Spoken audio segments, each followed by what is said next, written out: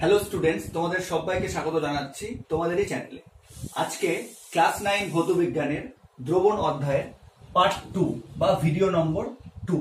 তো প্রথম ভিডিওতে আমরা দ্রবণ কি সে সম্বন্ধে প্রাথমিক ধারণা জেনেছিলাম এবং দ্রাবক কাকে বলে, তার সঠিক ব্যাখ্যা কি হবে, কিভাবে যে কোনো দ্রবণের ক্ষেত্রে আমরা দ্রাব এবং দ্রাবককে চিহ্নিত করতে পারবো সে সম্পর্কে বিস্তারিত আলোচনা করেছিলাম। এবং এই প্রথম ভিডিওর শেষ অংশে আমি দ্রাব এবং দ্রাবকের শ্রেণীভেদে দ্রবণের শ্রেণীবিভাগ পড়েছিলাম, বা বিভিন্ন ধরনের দ্রাব এবং দ্রাবকের প্রকৃতি অনুযায়ী আমরা দ্রবণের শ্রেণীবিভাগ সম্বন্ধে পড়েছিলাম। তো আজকের ভিডিওতে আমি দ্রবণের আরেক ধরনের শ্রেণীবিভাগ পড়ছি। এটা কিসের উপর ভিত্তি করে? দ্রাবকে দ্রবীভূত কণার আকার অনুযায়ী দ্রবণের শ্রেণীবিভাগ। মানে দ্রাবকের মধ্যে যে দ্রাবক তার দ্রবীভূত থাকছে বা যে কণাটা দ্রবীভূত থাকছে তার হচ্ছে ব্যাস বা তার আকার অনুযায়ী দ্রবণ কত রকমের হতে পারে সে সম্বন্ধে আমরা আলোচনা করব। ঠিক আছে? তো প্রথমে আমি উদাহরণের মাধ্যমে বলছি। যেমন ধরো, প্রথমে জলের মধ্যে তুমি কিছু লবণ বা সহজ করে বললে নুন মিশিয়ে দিলে, অনেকটা জলের মধ্যে অল্প পরিমাণ নুন মিশিয়ে দিলে, তাহলে তুমি কি দেখতে পারবে? তোমার কিন্তু কি মনে হবে যে সম্পূর্ণ নুনটা দ্রবীভূত হয়ে গেল, তাই না? সম্পূর্ণটা দ্রবীভূত হয়ে গেল। তুমি যদি অনেকক্ষণ রেখে দাও তাহলেও দেখবে নুনগুলো কিন্তু জলের নিচে থিতিয়ে পড়বে না, যদি বিশুদ্ধ নুন হয়। এবং জলের যেটা হচ্ছে বর্ণ, নুনটা মিশে যাওয়ার পরেও কিন্তু বর্ণের কোনো রকম পরিবর্তন হবে না। তুমি জলের মধ্যে নুনটা মিশিয়ে দেওয়ার পর তুমি যদি কিছুক্ষণ পরে হচ্ছে আলাদা করে দেখো, তাহলে তুমি কিন্তু শুধু জল এবং নুনযুক্ত জলের মধ্যে কোনো পার্থক্য করতে পারবে না। তার মানে হচ্ছে নুনটা বা লবণটা জলের মধ্যে সম্পূর্ণ দ্রবীভূত হয়ে গেছে। আচ্ছা, এবার তুমি ওই একই পরিমাণ জলের মধ্যে তুমি কি করলে? একই পরিমাণ জলের মধ্যে তুমি কিছুটা বালি মিশিয়ে দিলে, বালি বা হচ্ছে স্টোন চিপস, মানে হচ্ছে পাথরের টুকরো। ঠিক আছে? তাহলে তুমি কি দেখবে? তাহলে তুমি দেখবে যে বালিগুলো কিন্তু জলের মধ্যে একদমই দ্রবীভূত হবে না।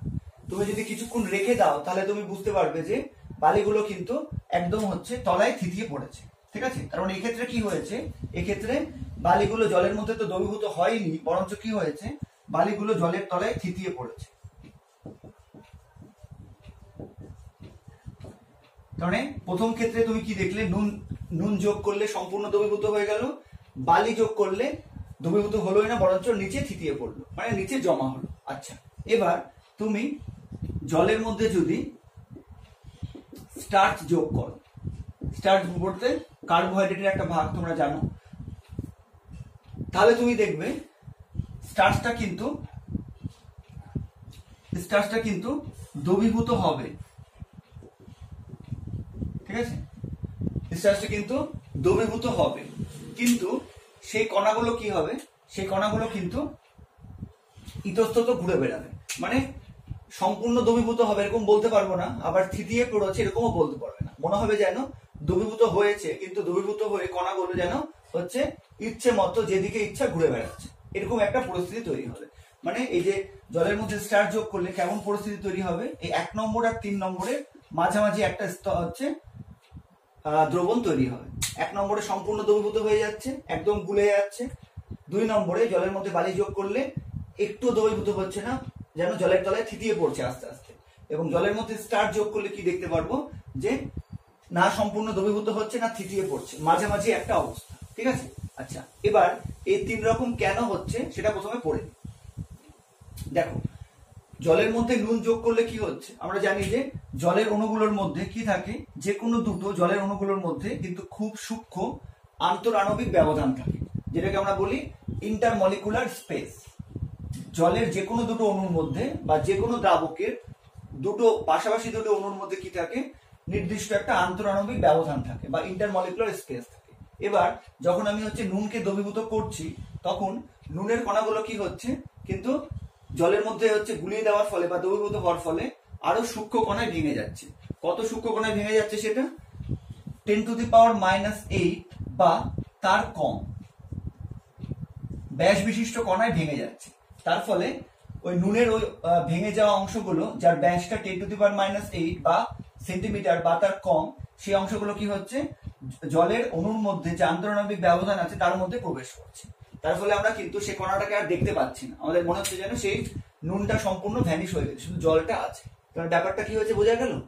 তো তার মানে যদি জলের মধ্যে বা কোনো দ্রাবকের মধ্যে আমি যে কণাটা হচ্ছে যোগ করছি সেটা যদি সম্পূর্ণ ভেঙে গিয়ে 10⁻⁸ সেন্টিমিটার বা তার কম ব্যাস বিশিষ্ট হয়ে যায়, তখন কি হবে? দ্রাবকের দুটো অণুর মধ্যে যে আন্তঃনাবিক ব্যবধান আছে তার মধ্যে সেই কণাটা প্রবেশ করবে। তার ফলে আমরা কিন্তু সেই কণাটাকে আর দেখতে পারবো না, আমরা শুধু দ্রাবকটাকেই দেখতে পারবো। ঠিক আছে? তো তার মানে এই যে দ্রবণ তৈরি হলো, এর আমরা কি নাম দিয়েছি? এর আমরা নাম দিয়েছি প্রকৃত দ্রবণ। এর নাম দিয়েছি আমরা প্রকৃত দ্রবণ। ঠিক আছে? যেমন জলের মধ্যে চিনি মেশালে হবে, বা হচ্ছে জলের মধ্যে নুন মেশালে এরকম সম্পূর্ণ দ্রবীভূত হয়ে যাবে। তার কারণ জলের অণুগুলোর মধ্যে যে আন্তঃনাবিক ব্যবধান আছে তার তুলনায় নুন বা হচ্ছে চিনির টুকরোগুলো ভেঙে গিয়ে এর থেকেও 10⁻⁸ সেন্টিমিটার বা তার থেকেও কম ব্যাস বিশিষ্ট কণায় পরিণত হবে। তার ফলে জলের অণুর মধ্যে প্রবেশ করবে এবং তখন আমরা কিন্তু চিনি বা লবণটাকে আর দেখতে পারবো না, আমরা শুধু মনে হবে যেন বিশুদ্ধ জল আছে। তো এই যে দ্রবণ তৈরি হলো, এই দ্রবণটা কিন্তু কেমন হবে? সম্পূর্ণ স্বচ্ছ, সম্পূর্ণ সমসত্ব। যেটা আমরা দ্রবণের শর্ত পড়েছিলাম, দ্রবণ একদম স্বচ্ছ এবং সমসত্ব হতে হবে। তো এই প্রকৃত দ্রবণটা কিন্তু হচ্ছে দ্রবণের সমস্ত ক্রাইটেরিয়া মেনটেন করছে, এই জন্য এটাকে আমরা বলছি প্রকৃত দ্রবণ। ঠিক আছে? আচ্ছা, এবারের সংজ্ঞাটা আমি দেখিনি। দেখো, সংজ্ঞাটা বললে এরকম করে বলবো, যখন কোনো দ্রাবকে দ্রাবের কণাগুলি সম্পূর্ণ দ্রবীভূত হয় এবং দ্রাবের ক্ষুদ্র কণাগুলি প্রায় 10⁻⁸ সেন্টিমিটার বা তার চেয়েও ক্ষুদ্রতর ব্যাসের ছোট কণায় পরিণত হয়ে দ্রাবকের সঙ্গে মিশে এতে স্বচ্ছ, সমসত্ব ও স্থায়ী মিশ্রণ উৎপন্ন করে, তখন ওই মিশ্রণকে আমরা বলবো প্রকৃত দ্রবণ। বোঝা গেল? তার মানে প্রকৃত দ্রবণ কি হবে? প্রকৃত দ্রবণের ক্ষেত্রে শর্ত কি হবে? যদি দ্রাবের কণাগুলো বিয়োজিত হয়ে বা ভেঙে গিয়ে 10⁻⁸ সেন্টিমিটার বা তার থেকেও ছোট কণায় পরিণত হয়, তাহলে সেই কণাগুলো কি হবে? দ্রাবকের মধ্যে সম্পূর্ণ দ্রবীভূত হবে এবং তার ফলে কি হবে? একটা স্বচ্ছ, সমসত্ব আর একটা স্থায়ী মিশ্রণ উৎপন্ন করবে। এটাকে আমরা বলছি প্রকৃত দ্রবণ। ক্লিয়ার একদম?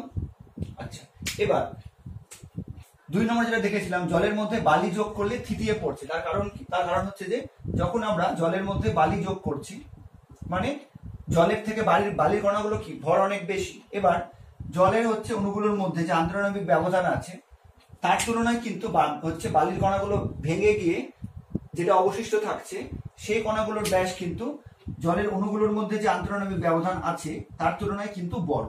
সেই জন্য বালির কণাগুলো কিন্তু ভেঙে যাওয়ার ফলে হচ্ছে জলের অণুর যে আন্তঃনাবিক ব্যবধান তার মধ্যে প্রবেশ করতে পারছে না এবং অভিকর্ষের টানে কি হচ্ছে? আস্তে আস্তে বালির কণাগুলো নিচে থিতিয়ে পড়ছে। ঠিক আছে? এই ধরনের যে হচ্ছে কণা, দ্রাবের কণা, যার ব্যাস কত হবে?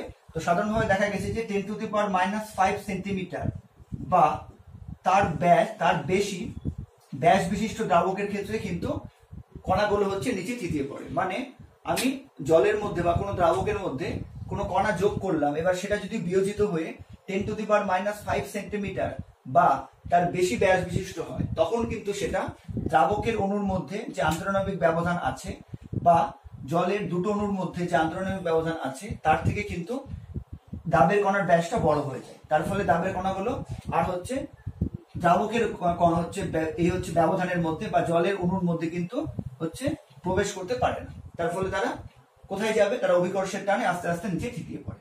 এই ধরনের যে দ্রবণ, এটাকে আমরা কি নাম দিয়েছি? আমরা নাম দিয়েছি হচ্ছে প্রলম্বন। এই ধরনের দ্রবণকে আমরা নাম দিয়েছি প্রলম্বন।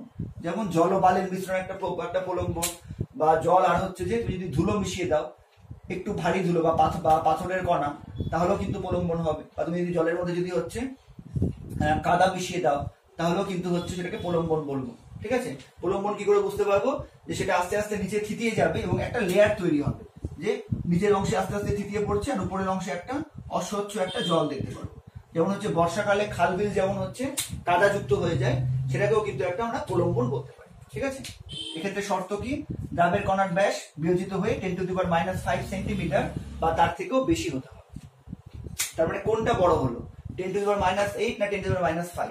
10⁻5 কিন্তু বড় হলো, কারণ 10 আগে মাইনাস আছে, যার আগে মাইনাসের আগে যে সংখ্যাটা বড়, ঠিক আছে, 8-এর আগে মাইনাস আছে, -8 আর -5 এর মধ্যে কোনটা বেশি বড়? -5টা কিন্তু বড়। ঠিক আছে? তার মানে বুঝলাম যে প্রকৃত দ্রবণের ক্ষেত্রে সম্পূর্ণ দ্রবীভূত হচ্ছে, আর প্রলম্বনের ক্ষেত্রে কি হচ্ছে, সম্পূর্ণ দ্রবীভূত হচ্ছে না, নিচে থিতিয়ে পড়ছে। তার কারণ প্রলম্বনের ক্ষেত্রে দ্রাবের কণাগুলো বিয়োজিত হওয়ার পর ব্যাসের আকার যা হচ্ছে, মানে দ্রাবের কণার ব্যাস যত হচ্ছে 10⁻⁵ সেন্টিমিটার বা তার থেকে বেশি, তারা কিন্তু দ্রাবের অণু বা হচ্ছে দ্রাবের কণা বা জলের কণার মধ্যবর্তী যে গ্যাপ বা ফাঁকা জায়গা তার থেকে বড় হচ্ছে, সেজন্য তারা এর মধ্যে থাকতে পারছে না, নিচে থিতিয়ে পড়ছে। ক্লিয়ার একদম?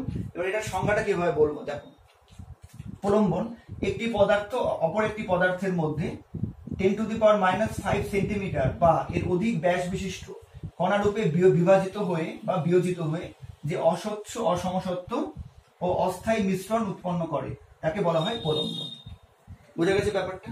আচ্ছা, এবার 3 নম্বরটা, আমরা যখন জলের মধ্যে যখন স্টার্চ যোগ করছি, বা ধরো ভাতের ফ্যান, তুমি যদি ভাতের ফ্যানকে ঠিক করে খেয়াল করো তাহলে তুমি দেখবে ভাতের ফ্যান কিন্তু পুরোপুরি স্বচ্ছ না, অস্বচ্ছ, এবং সমস্ত অংশের কিন্তু গঠন ধর্ম একই নয়, মানে অসমসত্ব।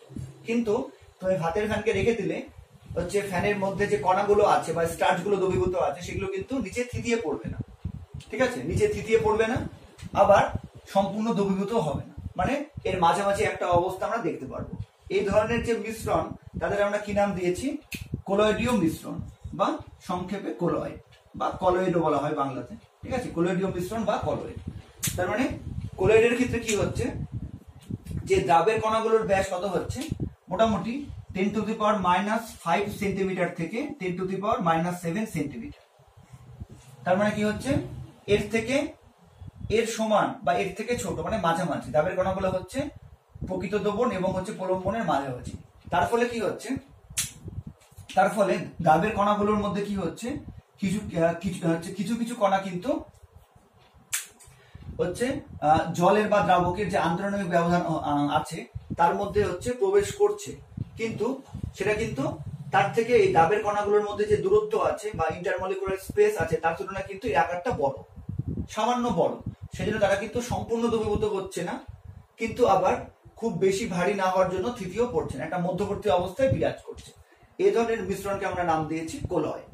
আচ্ছা, তার মানে কলয়েডীয় দ্রবণ বা কলয়েডীয় মিশ্রণ কাকে বলবো, দেখো সংজ্ঞাটা বলে এরকম বলতে পারবো, যখন কোনো দ্রাবকের মধ্যে 10⁻⁵ থেকে 10⁻⁷ সেন্টিমিটার ব্যাস বিশিষ্ট কোনো অদ্রাব্য কণা প্রলম্বিত অবস্থায় ইতস্তত ঘুরে বেড়ায়। প্রলম্বিত অবস্থায় বলতে মনে হবে যেন প্রলম্বিত হয়েছে বা থিতিয়ে পড়েছে, কিন্তু থিতিয়ে পড়বে না, হচ্ছে যে কোনো দিকে ঘুরে বেড়াবে, কিন্তু দ্রবীভূত হয় না, এই যে দ্রবীভূত হবে না কিন্তু, মানে নিচে থিতিয়ে পড়বে না, তখন সেই অসমসত্ব এবং দ্বিদশা বিশিষ্ট মিশ্রণকে কলয়েড বা কলয়েডীয় দ্রবণ। এই দ্বিদশা বিশিষ্ট মানে কি, এটা আমরা আবার ডিটেলসে পড়বো, ঠিক আছে।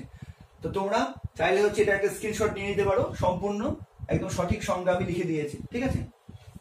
আচ্ছা, এবার এই যে হচ্ছে, তার মানে আমরা যে 3টা ভাগে ভাগ করলাম, প্রকৃত দ্রবণ, কলয়েড আর হচ্ছে প্রলম্বন, এটা কিসের ভিত্তিতে ভাগ করলাম আমরা, দ্রাবের কণাগুলোর হচ্ছে ব্যাসের ভিত্তিতে, ঠিক আছে। সেই জন্য দেখো হেডিংটা এরকম দিয়েছি যে দ্রাবকে দ্রবীভূত কণার আকার অনুযায়ী বা ব্যাসের আকার অনুযায়ী দ্রবণের শ্রেণীবিভাগ, এই 3 ভাগে ভাগ করতে পারি।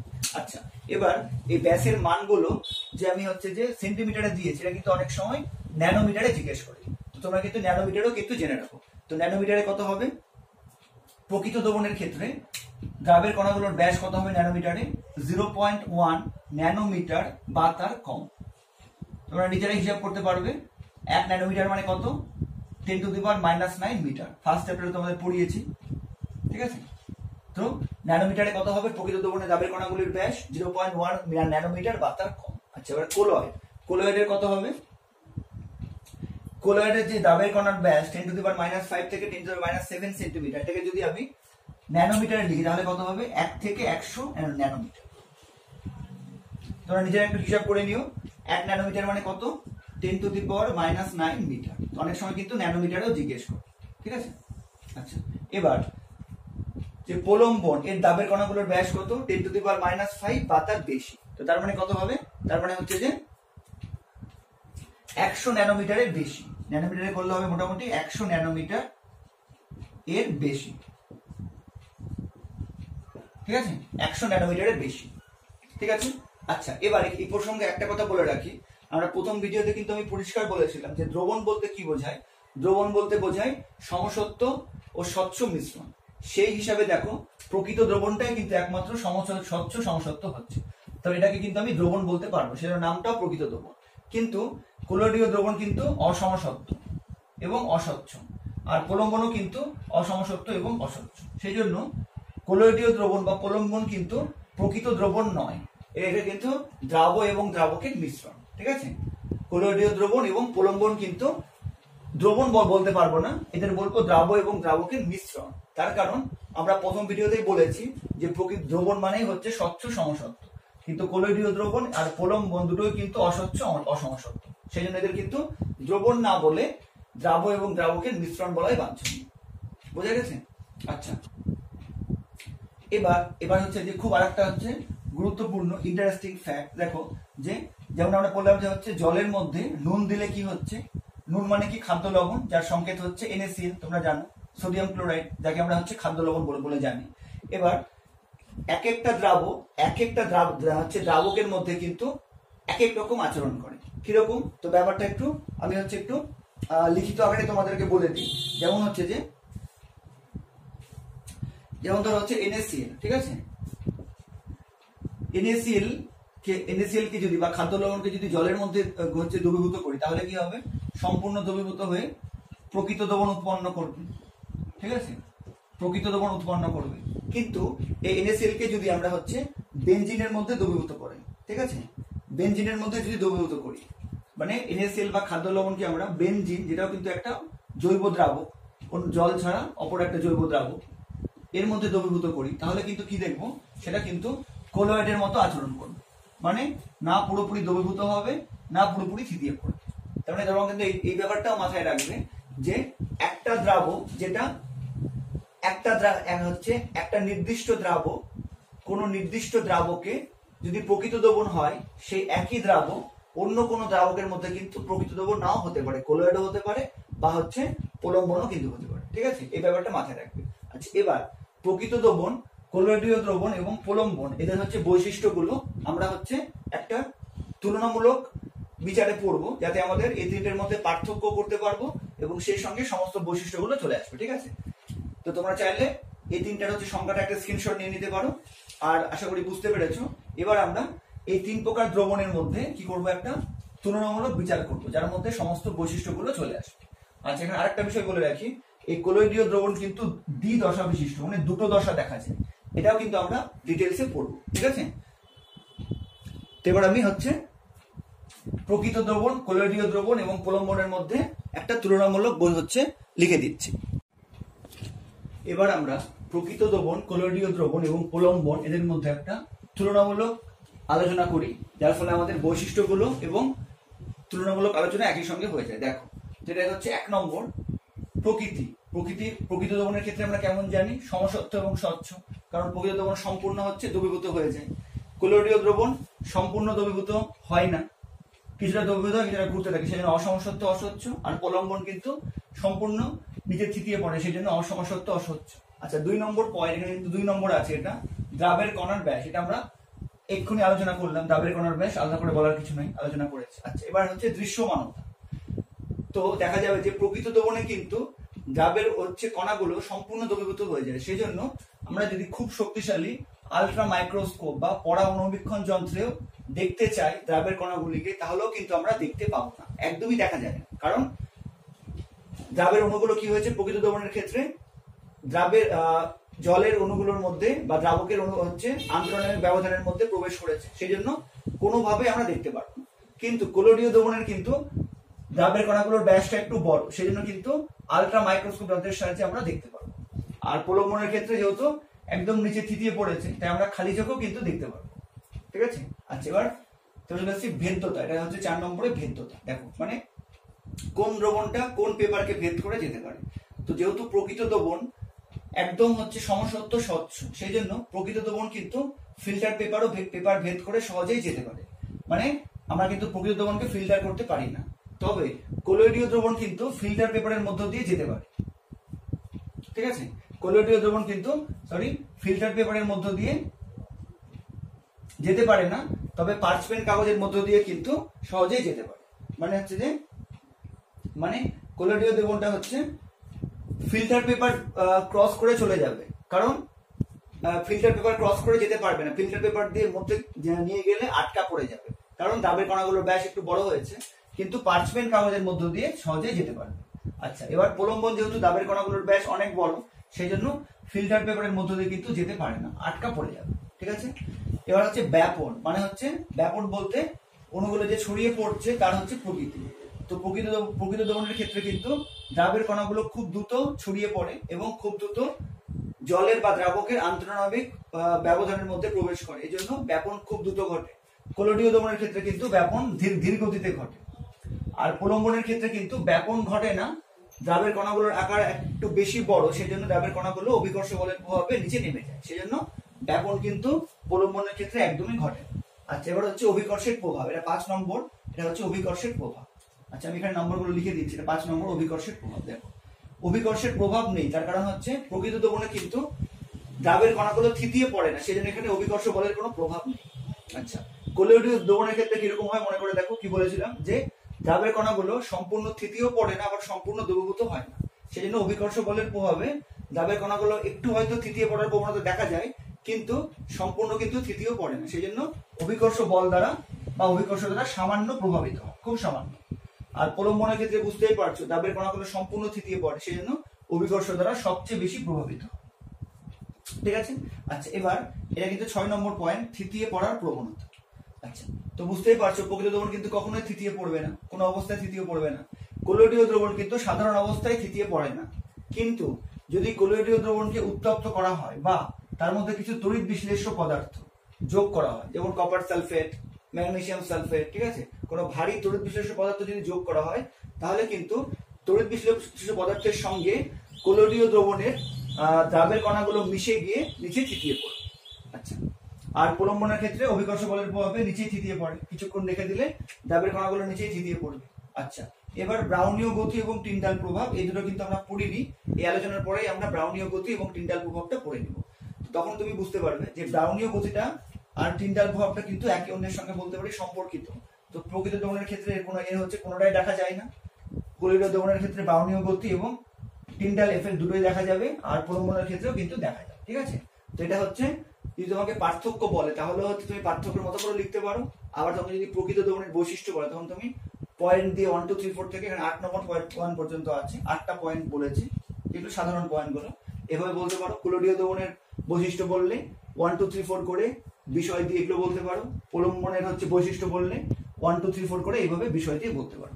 আচ্ছা, এবার যে তথ্যগুলো বললাম এগুলো কিন্তু প্রতিটাই কিন্তু খুব শর্ট প্রশ্নের জন্য খুবই ইম্পর্টেন্ট, যেমন হচ্ছে যে কার মধ্যে দিয়ে যেতে পারে, এটা একটা শর্ট প্রশ্ন। আচ্ছা, এবার হচ্ছে যে ব্যাপন প্রক্রিয়া ঘটে কিনা, এটা একটা শর্ট প্রশ্ন। অভিকর্ষের প্রভাব কার ক্ষেত্রে আছে কার ক্ষেত্রে নেই, এটা একটা শর্ট কোয়েশ্চেন। আচ্ছা, এবার থিতিয়ে পড়ে কোনটা বা কোলডীয় দমন থিতিয়ে পড়ে কিনা, এটা একটা প্রশ্ন। তারপরে হচ্ছে যে টিন্ডাল এফেক্ট বা ব্রাউনীয় গতি কার ক্ষেত্রে দেখা যায়, এগুলো প্রতিটাই কিন্তু একটা করে শর্ট প্রশ্ন। তো তোমরা চাইলে হচ্ছে এটা একটা স্ক্রিনশট নিয়ে নাও বা সঙ্গে সঙ্গে লিখে নাও, তাহলে তোমাদের এই পোর্শনটা কমপ্লিট হয়ে যাবে। ঠিক আছে, এবার আমরা ব্রাউনীয় গতি এবং টিন্ডাল প্রভাব এই দুটো সম্বন্ধে আলোচনা করব। ঠিক আছে,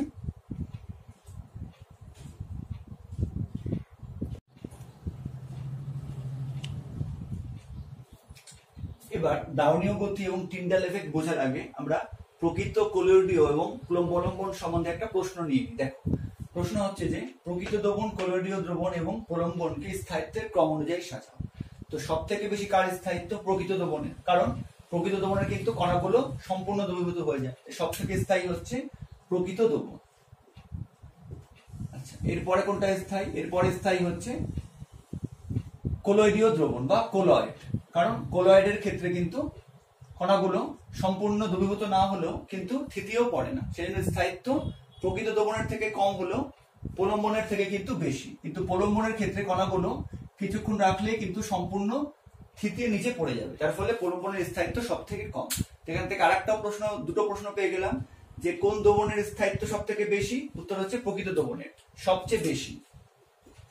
আর কোন দ্রবণের স্থায়িত্ব সবচেয়ে কম? উত্তর হচ্ছে প্রলম্ব। ঠিক আছে, আচ্ছা, এবার চলে আসে আমাদের পরের আলোচনা, এই ব্রাউনীয় গতি বা ইংরেজিতে বললে ব্রাউনিয়ান মোশন। ব্রাউনিয়ান মোশন, দেখো ব্রাউনীয় গতি কি? বিখ্যাত উদ্ভিদ বিজ্ঞানী রবার্ট ব্রাউন, তোমরা সকলের নাম শুনেছো, কি করলেন? আলট্রা মাইক্রোস্কোপ যন্ত্রে কি করলেন? আলট্রা মাইক্রোস্কোপ যন্ত্রের সাহায্যে যখন কলয়েডের কণাগুলোর গতিপথ লক্ষ্য করলেন। আচ্ছা, এখানে একটা বৈশিষ্ট্য যে কলয়েড গুলো কেমন হতে হবে? দ্রাবক বিকর্ষী। এর মানে হচ্ছে কলয়েডের কণাগুলো কিন্তু যে দ্রাবক থাকবে, সেটা জল থাকুক বা অন্য কোনো তরল যাই থাকুক, তার দ্বারা কিন্তু আকর্ষিত হলে চলবে না, দ্রাবক দ্বারা বিকর্ষিত হতে হবে। বোঝা গেছে?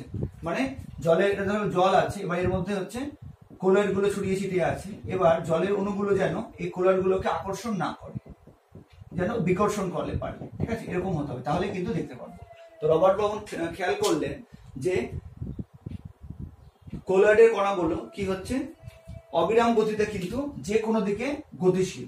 কেমন ভাবে? যেমন আমি যদি একটা কণার গতিকে বিচার করি, একটা ধরো কলয়েড কণা, এর গতি আমি দেখাচ্ছি, এই ঘরে আছে, প্রথমে ধরো এদিকে গেল, আচ্ছা অন্য একটা কলয়েড কণার সঙ্গে সংঘর্ষ হলো, আবার এদিকে গেল, আর একটা কণার সঙ্গে সংঘর্ষ হলো, আবার এদিকে গেল, একটা কণার সঙ্গে সম্পর্ক হলো, সংঘর্ষ হলো, আবার এদিকে গেল, সংঘর্ষ হলো, আবার এদিকে গেল, পাত্রের সঙ্গে সংঘর্ষ হলো, আবার এদিকে গেল। এইভাবে যে কোনো কণা কিন্তু অবিরাম গতিতে এবং অবিন্যস্ত গতিতে বা ইতস্তত ভাবে যে কোনো দিকে গতিশীল। ঠিক আছে, তো এটা প্রথম লক্ষ্য করেন বিজ্ঞানী ব্রাউনীয় গতি। তো কলয়েডের কণাগুলোর এই যে গতিপথ, এটাকে বলা হয় ব্রাউনীয় গতি বা ব্রাউনিয়ান মোশন। ঠিক আছে, কাকে বলে কি বলবে? এরকম বলতে পারবে যে আলট্রা মাইক্রোস্কোপ যন্ত্রের সাহায্যে দেখা যায় যে দ্রাবক বিকর্ষী কলয়েডের কণাগুলি অবিরাম আঁকাবাঁকা পথে যে কোনো দিকে ইতস্তত বিচরণ করে, মানে যে কোনো দিকে যেতে পারে। আচ্ছা, কলয়েড কণার এরূপ বিরামহীন, এবং এটা কিন্তু থেমে যায় না, বিরামহীন ইতস্তত গতিকে বলা হয় ব্রাউনীয় গতি। আচ্ছা, এবার এখানে হচ্ছে দুটো প্রশ্ন এখান থেকে আরো, যে ব্রাউনীয় গতি কিভাবে বৃদ্ধি করা যায়, বা ব্রাউনীয় গতি কখন বৃদ্ধি পায়? ঠিক আছে, বৃদ্ধি তো বৃদ্ধি কখন হবে? যদি উষ্ণতা বৃদ্ধি করা হয়। ঠিক আছে, 1 নম্বর, যদি উষ্ণতা বৃদ্ধি করা হয় তাহলে কি হবে ভাবো? উষ্ণতা বৃদ্ধি করলে কলয়েড কণার অণুগুলির যে গতি, সেটা কিন্তু আরো বৃদ্ধি পাবে, তার ফলে তারা আরো বেশি করে সংঘর্ষ হবে এবং তারা আরো বেশি গতিশীল ভাবে ছড়িয়ে পড়বে, তার ফলে ব্রাউনীয় গতি কিন্তু বৃদ্ধি পাবে। আচ্ছা, আরেকটা হচ্ছে যে কলয়েড কণার আকার বৃদ্ধি করে। কলয়েড কণার আকার যদি আমি বৃদ্ধি করে দিই,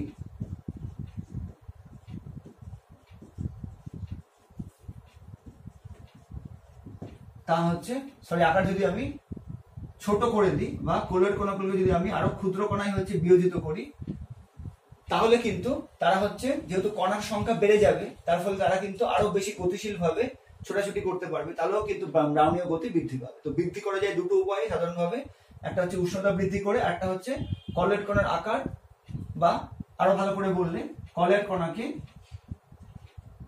আরো ক্ষুদ্র কণায় বিয়োজিত করে,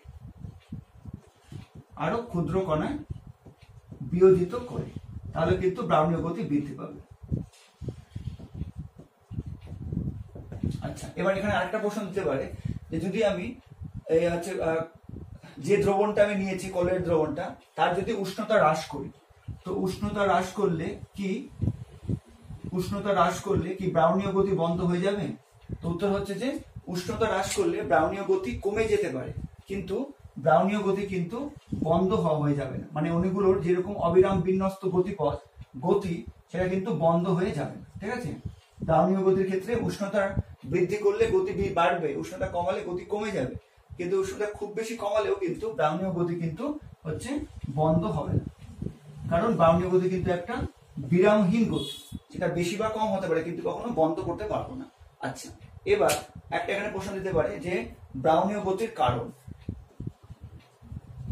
ব্রাউনীয় গতির সৃষ্টির কারণ কি, বা ব্রাউনীয় গতির কারণ কি? তাহলে কি বলবো? তাহলে বলবো যে, যেমন সংজ্ঞা থেকে বুঝতেই পেরেছো অনেকে, যে ব্রাউনীয় গতি সৃষ্টির কারণ হচ্ছে যে কলয়েড কণাগুলির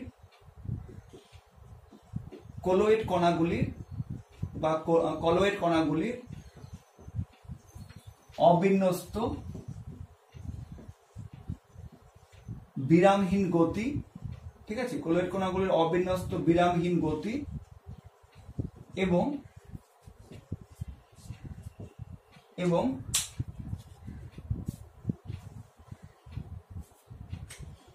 অন্য কলয়েড কণার সঙ্গে সংঘর্ষ। এবং অন্য কলের কণার সঙ্গে সংঘর্ষ। ঠিক আছে, তাহলে ব্রাউনীয় গতির কারণ কি বলবো, যে কলের কণাগুলির অবিন্যস্ত বিরামহীন গতি এবং অন্য কলের কণার সঙ্গে সংঘর্ষ, এর জন্য কিন্তু ব্রাউনীয় গতি দেখা যায়। যেমন যেমন ছবিতে বোঝালেন, যত বেশি সংঘর্ষ হবে অন্য কোনো কলের কণার সঙ্গে বা যত বেশি গতি হবে তত কিন্তু ব্রাউনীয় গতি বৃদ্ধি পাবে, এটাই হচ্ছে কারণ। আচ্ছা, এবার এর সঙ্গে রিলেটেড আরেকটা আমরা টপিক আলোচনা করি, টিন্ডাল এফেক্ট বা টিন্ডাল প্রভাব। বাংলাতে কি এটা, দেখো কলোয়েড দমনের মধ্যে যদি আলোক রশ্মি পাঠানো হয় তাহলে দেখা যাবে যে রশ্মিগুলো কিন্তু ওই কলোয়েড কণাগুলো দ্বারা হচ্ছে বিচ্ছুরিত হবে। এটাকে আমি ডায়াগ্রামের মাধ্যমে বোঝানোর চেষ্টা করছি। এর ফলে আলোক রশ্মির গতিপথ আমরা হচ্ছে কিন্তু দেখতে পারবো। এই ঘটনাকেই বলা হয় টিন্ডাল এফেক্ট। দেখো, যদি এটা ধরো হচ্ছে এর মধ্যে জল নিয়েছি, জলের মধ্যে যদি আমি লবণ বা হচ্ছে চিনি মিশিয়ে দিই তাহলে তারা কিন্তু সম্পূর্ণ দ্রবীভূত হবে এবং প্রকৃত দ্রবণ সৃষ্টি করবে। তার ফলে যদি এর মধ্যে দিয়ে আমি হচ্ছে কোনো আলোক রশ্মি পাঠাই তাহলে সেই আলোক রশ্মি বা আলোক রশ্মি গুচ্ছ কিন্তু হচ্ছে এই কণাগুলো দ্বারা বিচ্ছুরিত হবে না, কারণ কণাগুলো সম্পূর্ণ দ্রবীভূত হয়ে যাবে। তার ফলে আলোক রশ্মি অ্যাজ ইট ইজ কিন্তু অন্য দিক থেকে বেরিয়ে যাবে। ঠিক আছে, আমরা কিন্তু এর মধ্যে আলোক রশ্মির কোনো গতিপথ দেখতে পাবো, আমার মনে হবে সোজা পথে বেরিয়ে যাচ্ছে।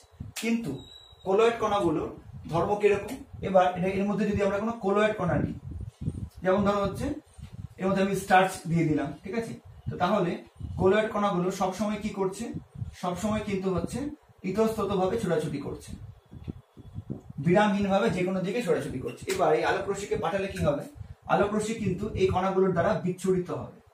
বিচ্ছুরণ মানে কি, আলোক রশ্মিগুলো যে পথে যাচ্ছিল সেই পথ থেকে বাধাপ্রাপ্ত হবে। কিন্তু আলো যেহেতু সরল রেখায় চলে, এবার বিচ্ছুরিত হয়ে এখান থেকে বিচ্ছুরিত হয়ে হয়তো এদিকে গেল, ঠিক আছে, এই কণা দ্বারা বিচ্ছুরিত হয়ে আবার এদিকে গেল, এই কণা দ্বারা বিচ্ছুরিত হয়ে এদিকে গেল, তারপর এখান থেকে বেরিয়ে গেল। তার ফলে আমরা যদি পাশ থেকে দেখি তাহলে কিন্তু আমরা আলোক রশ্মির একটা গতিপথ দেখতে পারবো। মানে আলোক রশ্মিটা কোন দিকে যাচ্ছে এতটা হয়তো বিচ্ছুরিত হবে না, কারণ আলো কিন্তু একটা তরঙ্গের মতো এগিয়ে যায়, জানো, ঠিক আছে। তো কিন্তু প্রকৃত দ্রবণের থেকে কিন্তু অনেকটা বেশি পরিমাণ বিচ্ছুরিত হবে। প্রকৃত দ্রবণে কিন্তু একদমই বিচ্ছুরিত হবে, কিন্তু কলোয়েড দ্রবণের এই হচ্ছে কণাগুলোর গতি কি করবে, আলোক রশ্মিকে বাধা দেবে, তার ফলে আলোক রশ্মিটা বিচ্ছুরিত হবে এবং তার ফলে আলোক রশ্মিটা কিন্তু আমরা যখন পাশ থেকে দেখবো তখন কিন্তু আমরা এরকম আলোক রশ্মির গতিপথটাকে বুঝতে পারবো। তো এই যে ঘটনা, এটাকে বলা হয় টিন্ডাল এফেক্ট। আচ্ছা, এখানে বলে নাও ভালো যে টিন্ডাল এফেক্ট বা ব্রাউনীয় গতি এটা কিন্তু শুধুমাত্র কলোয়েডের ক্ষেত্রে নয়, প্রলোভনের ক্ষেত্রেও কিন্তু দেখা যায়। কিন্তু প্রলোভনের ক্ষেত্রে ব্যাপারটা কি হয়, যে নিচের দিকে কিছুটা অংশ থিতিয়ে পড়ে এবং উপরের অংশে একটা প্রায় অস্বচ্ছ একটা দ্রবণ তৈরি হয়। ঠিক আছে, মানে জলটা বা জলীয় অংশটা উপরে থেকে যায় আর প্রলম্বনে ভারী অংশটা থিতিয়ে পড়ে। তো সেই জন্য এই ভারী অংশের মধ্যে দিয়ে পাঠালে তাহলে কিন্তু দেখা যাবে এই টিন্ডাল এফেক্ট বা হচ্ছে ব্রাউনীয় গতি, কারণ উপরে শুধুমাত্র জল আছে বা জলীয় অংশ আছে, তার মধ্যে দেখা যাবে না। তো সেখানে তোমাদের যদি বলে যে ব্রাউনীয় গতি বা টিন্ডাল এফেক্ট কোন ধরনের দ্রবণের ক্ষেত্রে দেখা যায়, তোমরা বলবে যে সাধারণত হচ্ছে কলোয়েড দ্রবণের ক্ষেত্রে দেখা যায়, কিন্তু ব্রাউনীয় গতির ক্ষেত্রেও দেখা যেতে কিন্তু প্রলম্বনের ক্ষেত্রেও দেখা যেতে পারে। ঠিক আছে, তো এই প্রশ্নগুলো কিন্তু খুব ইম্পর্টেন্ট পরীক্ষার জন্য, যতগুলো বললাম তোমরা কিন্তু এই প্রশ্নগুলো খাতায় নোট করে নেবে। ঠিক আছে, আচ্ছা, এবার আমরা দেখবো যে এই বিভিন্ন ধরনের হচ্ছে কণা, সেটা হচ্ছে ছোট কণা হোক বা হচ্ছে বড় কণা হোক, জলের মধ্যে কিভাবে দ্রবীভূত হয় সেটা আমরা হচ্ছে বুঝবো। ঠিক আছে, এবার আমরা দেখে নিই যে জলের মধ্যে ক্ষুদ্র আয়ন, ক্ষুদ্র অণু এবং বৃহৎ অণু কিভাবে দ্রবীভূত হয়, সেই প্রসেসটা। এটা কিন্তু খুবই ইম্পর্টেন্ট। দেখো, একে একে আসছি। প্রথমে ক্ষুদ্র আয়ন, মানে জলের মধ্যে যদি কোনো ক্ষুদ্র আয়নকে দ্রবীভূত করি তাহলে সেটা জলের মধ্যে কিভাবে ডুবে যাবে বা দ্রবীভূত হবে। ক্ষুদ্র আয়ন, দেখো আয়ন মানে কি, আয়ন মানে হচ্ছে যার মধ্যে পজিটিভ বা নেগেটিভ থাকবে। যেমন NaCl কি আমরা বলতে পারি একটা ক্ষুদ্র আয়ন, কারণ NaCl কিভাবে বর্তমান থাকে, NaCl কিন্তু Na+ এবং Cl- এইভাবে বর্তমান থাকে, কারণ NaCl একটা আয়নীয় যৌগ। তো আয়নীয় যৌগ মানেই হচ্ছে যা হচ্ছে আয়ন দ্বারা গঠিত, পজিটিভ বা নেগেটিভ আয়ন দ্বারা গঠিত। এবার যখনই কোনো ক্ষুদ্র অণুকে জলে যোগ করব তখন কি হবে, তো তার জন্য আমাকে জানতে হবে যে জল কিন্তু একটা পোলার দ্রাবক, জল একটি পোলার দ্রাবক। এটা ইংরেজি টার্ম, বাংলায় বললে কি হবে, বা ধ্রুবীয়। পোলারের ইংরেজি হচ্ছে ধ্রুবীয়। তাই জল কিন্তু একটা পোলার দ্রাবক বা হচ্ছে ধ্রুবীয় দ্রাবক। আচ্ছা, তো প্রথমে দেখে নিই পোলার দ্রাবক কাকে বলে। যে সমস্ত দ্রাবক অণুর দুই প্রান্ত বিপরীত চার্জযুক্ত হয়, যে সমস্ত দ্রাবক অণুর দুই প্রান্ত বিপরীত চার্জযুক্ত হয়, অর্থাৎ এক প্রান্ত পজিটিভ বা ধনাত্মক এবং বিপরীত প্রান্ত বা অন্য প্রান্ত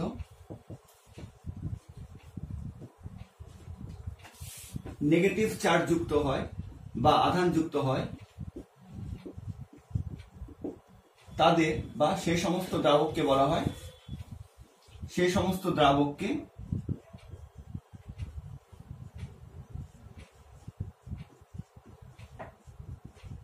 বলা হয় পোলার দ্রাবক বা ধ্রুবীয় দ্রাবক বা পোলার যৌগ বা ধ্রুবীয় যৌগ। ঠিক আছে, তো তার মানে ক্ষুদ্র আয়নের ক্ষেত্রে কি মনে রাখবে যে আয়ন মানেই হচ্ছে যে সমস্ত যৌগ হচ্ছে আয়ন দ্বারা গঠিত। যেমন NaCl কিন্তু আসলে Na+ এবং Cl- এইভাবে আয়নীয় বন্ধন দ্বারা গঠিত। ঠিক আছে, এবার যখনই আমরা জলের মধ্যে কোনো ক্ষুদ্র আয়নকে যোগ করব, তো জল কি ধরনের দ্রাবক? জল কিন্তু পোলার দ্রাবক। পোলার দ্রাবক মানে হচ্ছে বা ধ্রুবীয় দ্রাবক বাংলায়। পোলার দ্রাবক মানে হচ্ছে যে সমস্ত দ্রাবক অণুর দুই প্রান্ত বিপরীত চার্জ যুক্ত হয়, অর্থাৎ এক প্রান্ত পজিটিভ এবং বিপরীত প্রান্ত নেগেটিভ চার্জ যুক্ত হয়, তাদেরকে বলা হয় পোলার দ্রাবক বা ধ্রুবীয় দ্রাবক। যেমন জলের আমরা যদি গঠনটা দেখি তাহলে তোমরা হচ্ছে ধারণাটা পরিষ্কার হবে। যেমন হচ্ছে জলের H2O এর গঠনটা কিন্তু এরকম অনেকটা, এদিকে H, এদিকে H, H2, এদিকে O। ঠিক আছে, তো যেহেতু H2O কে ভাঙলে আমরা কি জানি, H টা পজিটিভ হয়, H+ টা পজিটিভ হয়, কারণ হাইড্রোজেন হচ্ছে ধনাত্মক একটা মৌল আর অক্সিজেন হচ্ছে ঋণাত্মক মৌল। তাই আমরা এরকম বলতে পারি O2- H+H+। ঠিক আছে, এটাকে আবার আমরা এরকম করেও তোমরা পরবর্তী ক্ষেত্রে এটাকে এরকম গঠনটা পড়বে যে এটাকে বলা হয় ডেল্টা প্লাস, এটাকে বলা হয় ডেল্টা প্লাস, এটাকে বলা হয় 2 ডেল্টা মাইনাস। ঠিক আছে, তো এটা বা এটা দুটো একই, এটা বুঝতে সুবিধা। হাইড্রোজেনের যোজ্যতা এক এবং হাইড্রোজেন হচ্ছে পজিটিভ মৌল, সেজন্য H+, এটা H+। তো মোট দুটো পজিটিভ, মোট দুটো নেগেটিভ হতে হবে। অক্সিজেনের যোজ্যতা 2 আর অক্সিজেন হচ্ছে অধাতু, সেজন্য 2- অক্সিজেনের যোজ্যতা। ঠিক আছে, তো তার মানে জল একটা পোলার দ্রাবক বা ধ্রুবীয় দ্রাবক। কেন বুঝতে পেরেছো? এই জলের গঠন যদি দেখি তাহলে দেখছি যে এক প্রান্ত হচ্ছে পজিটিভ, যেমন বাম দিকে, যেমন আমার গঠন অনুযায়ী বাম দিকে শুধু পজিটিভ, ডান দিকে শুধু নেগেটিভ। এটাও কিন্তু একই, দুটো কিন্তু সেম, একদিকে পজিটিভ একদিকে নেগেটিভ। এই ধরনের দ্রাবককে আমরা বলি পোলার দ্রাবক। তার মানে জল কি ধরনের দ্রাবক? জল হচ্ছে একটা পোলার দ্রাবক এবং আগে আমরা পড়েছি জল হচ্ছে একটা সর্বজনীন দ্রাবক। ঠিক আছে, এবার যখন হচ্ছে কোন আয়নীয় যৌগকে আমি হচ্ছে জলের মধ্যে দ্রবীভূত করব, যেমন ধরো NaCl কি জলের মধ্যে আমি দ্রবীভূত করলাম, তখন কিরকম হবে? তখন জলের অণুগুলো কিন্তু Na+ এবং Cl- অণুকে ঘিরে ফেলবে। কিরকম ভাবে ঘিরে ফেলবে? জলের অণুর যে ঋণাত্মক প্রান্ত কোনটা? O2-, এগুলো ঋণাত্মক। এরা কি করবে? Na+ অংশকে আকর্ষণ করবে। এখানে ছবিতে দেখো ও মানে হচ্ছে কি নেগেটিভ, তো নেগেটিভ গুলো কি Na+ পজিটিভকে আকর্ষণ করেছে, ঘিরে ধরেছে, এবং H2 যে হচ্ছে পজিটিভ অংশগুলো মানে H অংশগুলো এগুলো পজিটিভ, এরা কি করেছে? এরা কিন্তু Cl- মানে নেগেটিভ অংশকে আকর্ষণ করেছে। আবার বলছি, জলের গঠন আমরা বিশ্লেষণ করলে দেখবো যে H গুলো পজিটিভ আর O গুলো নেগেটিভ। ঠিক আছে, এইভাবে সহজ করে ভাবো। এবার যখনই জলের মধ্যে যেটা একটা ধ্রুবীয় দ্রাবক, তার মধ্যে কোনো আয়নীয় যৌগ আমরা হচ্ছে দ্রবীভূত করবো, যেমন NaCl, তখন কি হবে? জলের অণুর যে ঋণাত্মক প্রান্ত কোনগুলো O2- গুলো ঋণাত্মক, এরা কি করবে? Na+ কে ঘিরে ধরবে। দেখো Na+ এর সামনে কোনগুলো আছে? দেখো O গুলো আছে, কারণ ওটা হচ্ছে নেগেটিভ, Na+ টা পজিটিভ, একে ঘিরে ধরেছে। আচ্ছা, এবং এখানে দেখো Cl- কে ঘিরে ধরেছে? Cl- এর সামনে কি আছে? দেখো H গুলো আছে, কারণ H গুলো পজিটিভ, Cl- টা নেগেটিভ। ঠিক আছে, তো এইভাবে কিন্তু যখনই জলের মধ্যে কোনো ধ্রুবীয় দ্রাবককে আমরা দ্রবীভূত করব, তখন কি হবে? তখন কিন্তু জলের অণুর ঋণাত্মক প্রান্তগুলো মানে O2- আয়নগুলো পজিটিভ প্রান্তগুলোকে ঘিরে ধরবে এবং জলের অণুর হচ্ছে পজিটিভ প্রান্তগুলো মানে H+ প্রান্তগুলো হচ্ছে আয়নীয় যৌগের ঋণাত্মক অংশকে ঘিরে ফেলবে। তার ফলে কিন্তু যে কোনো আয়নীয় যৌগ খুব তাড়াতাড়ি জলের মধ্যে দ্রবীভূত হয়ে যায়। যেমন তোমরা জানো যে জলের মধ্যে যদি লবণ দ্রবীভূত করি, যেমন NaCl, খাদ্য লবণ দ্রবীভূত করলে কিন্তু খুব তাড়াতাড়ি মিশে যায়। তার কারণ কিন্তু এইটা, তার কারণ জলের অণুগুলোর এই ধনাত্মক অংশগুলো Cl- কে আকর্ষণ করে এবং ঋণাত্মক অংশগুলো Na+ কে আকর্ষণ করে। তার ফলে জলের মধ্যে কিন্তু আয়নীয় যৌগগুলো খুব তাড়াতাড়ি দ্রবীভূত হয়ে যায়। বুঝে গেল ব্যাপারটা? এই ক্ষুদ্র আয়নের ব্যাপারগুলো এটা। তো NaCl এর পরিবর্তে যে কোনো আয়ন দিলেও কিন্তু একই রকম ঘটনা ঘটবে, তারা জলের মধ্যে খুব তাড়াতাড়ি দ্রবীভূত হয়ে যাবে। এটা গেল হচ্ছে ক্ষুদ্র আয়নের ব্যাপারটা। আচ্ছা, আর পোলার দ্রাবক, এটা কিন্তু তোমরা পড়বে যে পোলার দ্রাবক কাকে বলে, এটাও কিন্তু প্রশ্ন দেয়। ঠিক আছে, এটুকুটা বললেই হলো। ঠিক আছে, আমি মুছে দিচ্ছি, তোমরা আশা করি লিখে নিয়েছো। এবার ক্ষুদ্র আয়ন হলো, এবার হচ্ছে ক্ষুদ্র অণু। ক্ষুদ্র অণুর ক্ষেত্রে ব্যাপারটা কেমন হবে দেখো, মানে যখনই কোনো ক্ষুদ্র অণুকে আমরা জলের মধ্যে দ্রবীভূত করব তখন কি হবে। ক্ষুদ্র অণুর ক্ষেত্রে, তো ক্ষুদ্র অণুর ক্ষেত্রে ব্যাপারটা আমরা প্রকৃত দ্রবণের ক্ষেত্রে বলে দিয়েছি যে যখনই ধরে নাও এই পাত্রের মধ্যে কিছু পরিমাণ জল আছে, ঠিক আছে, এবার জলের অণুগুলোর মাঝে যে গ্যাপটা আছে যেটাকে আমরা বলি আন্তরাণবিক গ্যাপ, এবার ক্ষুদ্র অণুর কিন্তু আকারটা জলের যে আন্তরাণবিক দূরত্ব আছে তার তুলনায় কিন্তু ছোট। আমরা জানি 10⁻⁸ সেন্টিমিটার বা তারও কম। তার ফলে ক্ষুদ্র অণুগুলোকে জলের মধ্যে দ্রবীভূত করলে কি হবে, ক্ষুদ্র অণুগুলো কিন্তু জলের যে আন্তরাণবিক ব্যবধান বা ইন্টারমলিকুলার স্পেস তার মধ্যে হচ্ছে দ্রবীভূত, তার মধ্যে হচ্ছে প্রবেশ করবে। তার ফলে কিন্তু খুব সহজে দ্রবীভূত হয়ে যাবে এবং আমরা হচ্ছে সেই ক্ষুদ্র অণুটাকে দেখতেই পারবো না, মনে হবে অদৃশ্য। যেমন প্রকৃত দ্রবণের ক্ষেত্রে আমি এই ভিডিওতে প্রথম দিকে আলোচনা করেছি। বোঝা গেল? আচ্ছা, এই গেল ক্ষুদ্র অণুর ব্যাপারটা, প্রকৃত দ্রবণের মতো একদম। আচ্ছা, এবার হচ্ছে বৃহৎ অণু। বৃহৎ অণু মানে বড় অণু। আচ্ছা, এবার বৃহৎ অণু বলতে আমি কি কি বোঝাচ্ছি। বড় অণু, বড় অণু কোনগুলো, যেমন হচ্ছে প্রোটিন, প্রোটিন, এছাড়া DNA, RNA, এই সমস্ত কিন্তু আমাদের হচ্ছে জীবজ, তোমরা জীবন বিজ্ঞানে নিশ্চয়ই পড়েছো। প্রোটিন, DNA, RNA, এছাড়া স্টার্চ, এগুলো কিন্তু হচ্ছে অনেক হচ্ছে বৃহৎ অণু, এগুলো কিন্তু বৃহৎ অণু। আচ্ছা, এবার এই অণুগুলোর আমরা যদি প্রকৃতি পড়ি তাহলে দেখব এই অণুগুলো কিন্তু জৈব পলিমার, এরা কিন্তু বৃহৎ আকারের জৈব পলিমার, বৃহৎ আকারের জৈব পলিমার, সেই জন্য এরা হচ্ছে বৃহৎ অণু। আচ্ছা, পলিমার মানে কি? পলিমার মানে হচ্ছে অনেকগুলো ক্ষুদ্র অণু যুক্ত হয়ে যদি কোনো অণু গঠিত হয় তাকে বলবো আমরা পলিমার। যেমন ধরো একটা ফুলের মালা, ঠিক আছে, একটা ফুলের মালা কি দিয়ে তৈরি? অসংখ্য ছোট ছোট ফুল দিয়ে তৈরি। তো পলিমার মানেই হচ্ছে যারা ওই ফুলের মালার মতো, ফুলের মালাটাকে আমরা একটা পলিমার ধরতে পারি, আর প্রত্যেকটা ফুলকে একটা ছোট ছোট অণু ধরতে পারি। তো তার মানে পলিমার মানে হচ্ছে ছোট ছোট ফুলের মতো একটা অসংখ্য অণু দিয়ে যদি একটা মালার মতো বড় কোনো অণু তৈরি হয় তাহলে তাকে আমরা বলি হচ্ছে জৈব পলিমার। জৈব মানে জীবজ। তো তার মানে প্রোটিন, DNA, RNA বা স্টার্চ, এরা প্রত্যেকে বৃহৎ অণু এবং এরা কি ধরনের বৃহৎ অণু? এরা কিন্তু জৈব পলিমার।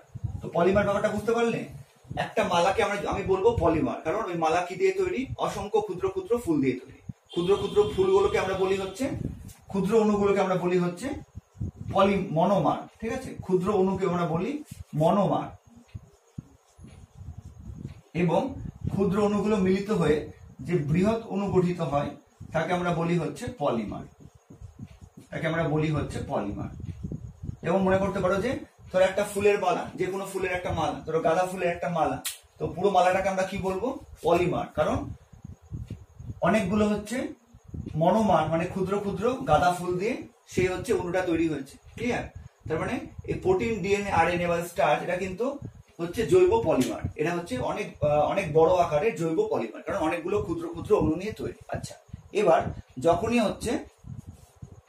যখনই এদের আমরা জলের মধ্যে হচ্ছে দ্রবীভূত করব, মানে এই DNA, RNA, স্টার্চ, প্রোটিন, এই সমস্ত জৈব পলিমার জাতীয় বৃহৎ অণুকে যখনই আমরা জলের মধ্যে দ্রবীভূত করার চেষ্টা করব বা জলের মধ্যে দিয়ে দিব, তখন এদের আকার কিন্তু জলের যে আন্তরাণবিক ব্যবধান তার তুলনায় কিন্তু অনেকটা বেশি। ঠিক আছে, এই জৈব পলিমারগুলোর আকার কিন্তু জলের যে আন্তরাণবিক ফাঁকা স্থান তার থেকে কিন্তু অনেক বেশি। তার ফলে এই হচ্ছে এই বৃহৎ অণুগুলো কিন্তু জলের যে আন্তঃনাবিক হচ্ছে স্থান তার মধ্যে প্রবেশ করতে পারবে না। এই বৃহৎ অণুগুলো কি করবে, জলের অণুগুলোকে সরিয়ে দিবে এবং এখানে হচ্ছে জলের অণুগুলোকে সরিয়ে দিয়ে হচ্ছে নিজে কি হবে, এই ফাঁকা স্থানে চলে আসবে। ঠিক আছে, আচ্ছা এবার এখানে আরেকটা কিন্তু গুরুত্বপূর্ণ ঘটনা ঘটে। এই যে হচ্ছে জৈব পলিমার, ঠিক আছে, এই বৃহৎ জৈব পলিমার, এই বৃহৎ জৈব পলিমার অণুগুলির সঙ্গে, এই বৃহৎ জৈব পলিমার অণুগুলির সঙ্গে কি হয়, জলের যে হাইড্রোজেন অণু, ঠিক আছে, জলের যে হাইড্রোজেন অণু তার কি হয়, মানে এই যখনই এই জৈব পলিমার গুলোকে আমরা জলের মধ্যে ডুবাবো বা দ্রবীভূত করবো, তখন এই অণুগুলোর আকার কিন্তু জলের অণুগুলোর মধ্যে যে আন্তঃনাবিক ব্যবধান বা ফাঁকা জায়গা আছে তার তুলনায় বেশি। তখন কি করবে, এই অণুগুলো কি করবে, জলের অণুগুলোকে সরিয়ে দিয়ে নিজে সেই স্থান দখল করবে এবং এখানে কিন্তু আরেক ধরনের বন্ধনের সৃষ্টি হবে। কি হবে না, এই বৃহৎ জৈব পলিমার অণুগুলির সঙ্গে কি হবে, জলের অণুগুলো যুক্ত হয়ে কি হবে, হাইড্রোজেন বন্ধনের সৃষ্টি হবে। জলের অণুগুলো যুক্ত হয়ে হাইড্রোজেন বন্ধনের সৃষ্টি হবে। হাইড্রোজেন বন্ধনী কি, হাইড্রোজেন বন্ধনী হচ্ছে এক বিশেষ ধরনের রাসায়নিক বন্ধন। তোমরা ক্লাস 8-এ আয়নীয় বন্ধন এবং সমযোজী বন্ধন পড়েছো। তো হাইড্রোজেন বন্ধন হচ্ছে সেরকমই এক বিশেষ ধরনের হচ্ছে রাসায়নিক বন্ধন। এটা কখন গঠিত হবে, যখন এই সমস্ত বৃহৎ অণুকে আমি জলের মধ্যে প্রবেশ করাবো বা জলের মধ্যে দ্রবীভূত করব, তখনই কি হবে, এই জৈব পলিমার অণুগুলোর সঙ্গে জলের অণুর হচ্ছে যুক্ত হয়ে হাইড্রোজেন বন্ধনের সৃষ্টি হবে এবং এর ফলে ওই বৃহৎ পলিমার অণুগুলি মানে ডিএনএ, আরএনএ ইত্যাদি কি হবে, সহজেই জলে দ্রবীভূত হবে, অণুগুলি জলে দ্রবীভূত হবে। কিন্তু আয়নীয় যৌগগুলো যত তাড়াতাড়ি বা যত সহজে দ্রবীভূত হচ্ছে তত সহজে কিন্তু নয়, কারণ এর জন্য এই হাইড্রোজেন বন্ধন গঠনের জন্য কিন্তু কিছুটা সময় লাগবে। বোঝা গেল? তার মানে বৃহৎ অণুগুলোর ক্ষেত্রে আবার বলছি, যখনই আমি কোনো বৃহৎ অণু মানে হচ্ছে প্রোটিন, ডিএনএ, আরএনএ, স্টার্চ ইত্যাদি ইত্যাদি, এদেরকে আমরা বলছি হচ্ছে জৈব পলিমার। জৈব মানে হচ্ছে জীবজ, আর পলিমার মানে হচ্ছে অসংখ্য ক্ষুদ্র অণুদের তৈরি যে যৌগ। ঠিক আছে, যেমন উদাহরণ দিলাম, যদি একটা মালা বলি, মালাটা হচ্ছে পলিমার, আর প্রত্যেকটা যে ফুল যা দিয়ে মালাটা তৈরি, সেই প্রত্যেকটা ফুল হচ্ছে একটা করে মনোমার। তো পলিমার মানে হচ্ছে অসংখ্য ক্ষুদ্র ক্ষুদ্র ফুলের মতো অণু দিয়ে, মানে ছোট ছোট অণু দিয়ে একটা সৃষ্ট একটা বৃহৎ অণু। তো যখনই আমি জলের মধ্যে এই সমস্ত বৃহৎ অণুগুলোকে দ্রবীভূত করব বা ডুবিয়ে দেওয়ার চেষ্টা করবো, তখন কি হবে, জলের দুটো অণুর মধ্যে যে ফাঁকা স্থান বা আন্তঃনাবিক ব্যবধান তার তুলনায় কিন্তু এই বৃহৎ অণুগুলোর আকার অনেকটাই বড়। তার ফলে এই বৃহৎ অণুগুলো কিন্তু এই জলের যে আন্তঃনাবিক স্থান তার মধ্যে কিন্তু প্রবেশ করতে পারবে না। জলের অণুটা তখন কি হবে, তখন এই বৃহৎ অণুগুলো কিন্তু জলের অণুগুলোকে সরিয়ে দিয়ে নিজে সেই স্থান দখল করবে এবং এই জলের অণুগুলোর সঙ্গে কি করবে, যুক্ত হয়ে হাইড্রোজেন বন্ধনের সৃষ্টি করবে, যেটা একটা বিশেষ ধরনের রাসায়নিক বন্ধন। এই সম্বন্ধে ক্লাস 10-এ পড়বো আমরা। এর ফলে কিন্তু এই বৃহৎ পলিমার অণুগুলো জলে দ্রবীভূত হবে। তো এইভাবে কিন্তু বৃহৎ পলিমার অণুগুলো জলে দ্রবীভূত হয়। ঠিক আছে, আমরা দেখলাম জলের মধ্যে ক্ষুদ্র আয়ন বা ক্ষুদ্র অণু এবং বৃহৎ অণুগুলো কিভাবে দ্রবীভূত হয়। হ্যাঁ, তোমাদের কিন্তু এরকম স্ট্রাকচার গুলো কিন্তু তোমাদের লাগবে না, কিন্তু তোমরা পরীক্ষাতে প্রশ্ন আসলে চাইলে এরকম আয়নীয় যৌগের ক্ষেত্রে বা হচ্ছে অন্য যৌগের ক্ষেত্রে তোমরা এইভাবে স্ট্রাকচার গুলো খুব সহজ করে দেখাতে পারো। ঠিক আছে, তো আজকের ভিডিও এখানেই শেষ করছি। এরপরের ভিডিওতে আমরা কোলয়েড সম্বন্ধে ডিটেলসে পড়বো, যে কোলয়েডের কতগুলো দশা থাকে, বিভিন্ন ধরনের কোলয়েডের উদাহরণ, ঠিক আছে, সেই সমস্ত কিছু ডিটেলসে পড়বো। সবাই কিন্তু ভালো করে ব্যাপারগুলো নোট করে নাও এবং অবশ্যই হচ্ছে ভিডিওটা খুব তাড়াতাড়ি দেখে নাও, কারণ পরের ভিডিও কিন্তু খুব তাড়াতাড়ি দেওয়ার চেষ্টা করব। ওকে, তাহলে সকলকে ধন্যবাদ জানিয়ে আজকের ভিডিও এখানেই শেষ করলাম।